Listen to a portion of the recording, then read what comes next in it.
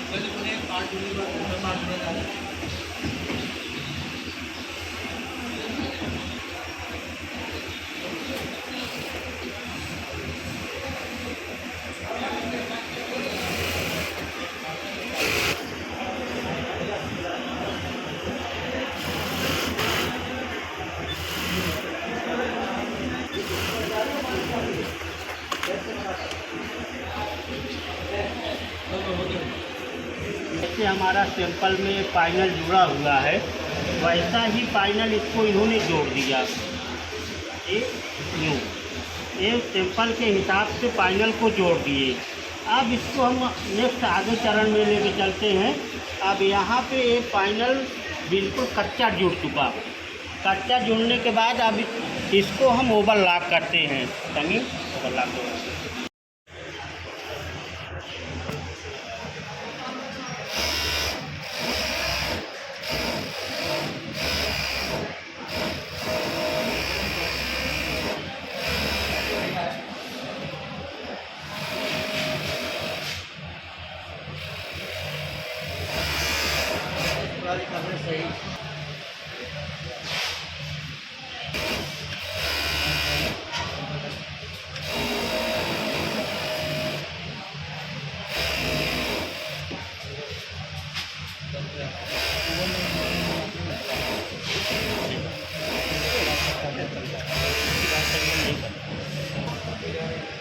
साथियों, अब भाई हम यहाँ हो गया और अटैचमेंट होने के बाद एक गारमेंट के जैसे ओवरलॉक भी हो गया।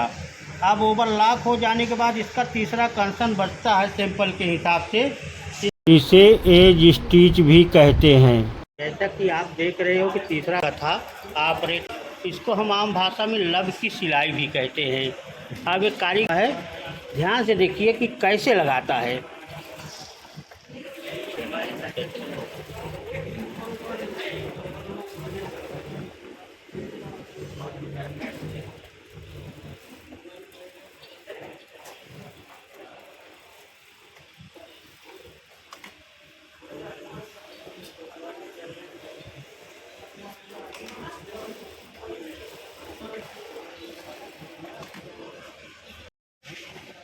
साथियों, अब करने के बाद अब गारमेंट प्रोसेस ये पूरा हो गया है। अब ये नेक्स्ट प्रोसेस में चले जाएगा R&D QA के पास। तो जैसे कि आपको पहले ही बता चुका हूँ कि गारमेंट प्रोसेस पूरा हो जाने के बाद अब ये नेक्स्ट प्रोसेस में चला जाएगा R&D QA के पास। R&D QA ये बना हुआ पीस लेगा जो हमारा बन के आया है, और दूसरा एक ग्रीन सील लेगा। ये वायर का ग्रीन सील सैंपल होता है। अब ग्रीन सील सैंपल से एक एक चीज़ ये टैली करेगा, एक एक कंस्ट्रक्शन मिलाएगा कि हमारी रफल हाइट इतनी है, ये भी हमारा सैंपल जो बनाए हैं पीस उतना ही होना चाहिए। अब ये पूरा सैंपल से एक एक पार्ट टैली होगा, हर जगह टैली होती है। अब यहाँ पे एज स्टिच है दोनों तरफ, इसमें भी एज स्टिच है। ये हमारा ध्यान रहे साथियों, ये हमारा ग्रीन सील सैंपल है। ये ग्रीन सील सैंपल है, बाहर की तरफ से पैक होकर के आता है, ये सील होके आता है। इसी सैंपल से हमें टैली करना है ग्रीन सील से। ग्रीन सील से इस पीस को अब टैली करेंगे। टैली करते हुए हम यहाँ तक पहुँचे थे एज स्टिच तक। एज स्टिच इसकी देख लिए, गेदर देख लिए कि गेदर सैंपल के अनुसार है या नहीं, कम तो नहीं हो रहा है या ज़्यादा तो नहीं हो रहा है। गेदर बिल्कुल सैंपल के ही अनुसार होना चाहिए। गेदर देखते हुए हम फर्स्ट पार्ट पूरा चेक कर चुके हैं। सेकंड पार्ट पे आते हैं। सेकंड पार्ट का भी स्टिच देख लिया और इसकी भी एज स्टिच देख लिए। ये सब कंसन मिलाने के बाद अब हम चलते हैं कंस्ट्रक्शन में। सैंपल से हम कंस्ट्रक्शन और स्टिचिंग ले कंस्ट्रक्शन में। ये अपना गारमेंट पलटा और ये सैंपल का गारमेंट पलटा। सैंपल के ये गारमेंट पलटे। सैंपल के गारमेंट से अब इसके कंस्ट्रक्शन हम चेक करेंगे। कंस्ट्रक्शन में 1 2 3 4 5 6 लाइनें हैं स्मोकिंग की। इसमें भी 6 लाइनें होनी चाहिए। 1 2 3 4 5 6 यानी लाइनें सारी पूरी हैं। अब यहाँ पे ओवरलॉक हुआ है और यहाँ पे टाँकी लग रही है। सैंपल में भी जैसे है, हमारे R&D पीस में वैसे है। अब यहाँ पे इसकी हम पॉकेट चेक करते हैं। पॉकेट भी सैंपल से कंस्ट्रक्शन बिल्कुल मैच किया।